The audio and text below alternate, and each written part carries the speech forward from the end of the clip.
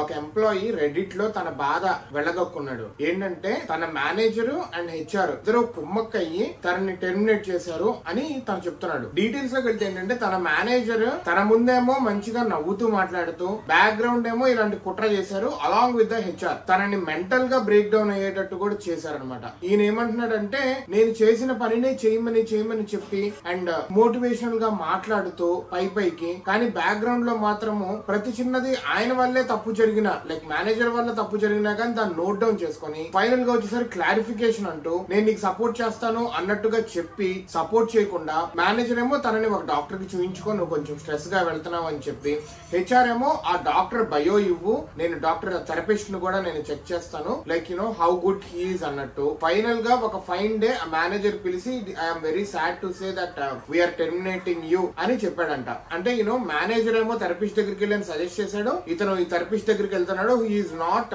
Mentally and emotionally strong enough to do the work, దీని వల్ల work delay అవుతుంది, work లో మిస్టేక్స్ వస్తున్నాయి అని చెప్పి, అండ్ ఒక పేపర్ ఏదో ఫైల్ చేయాలంటే దాన్నే మల్టిపుల్ టైమ్స్ ఫైల్ చేయమని చెప్పి ఈ ఎంప్లాయీ ఇట్ సెల్ఫ్ తన మీద తనకి డౌట్ వచ్చేలాగా తన ఎఫిషియన్సీ మీద తనకు డౌట్ వచ్చేలాగా చేసి ఫైనల్ గా తనని బ్రేక్ డౌన్ అయ్యేలా చేశారు అని చెప్పి తిను రెడిట్ లో పోస్ట్ చేశాడు.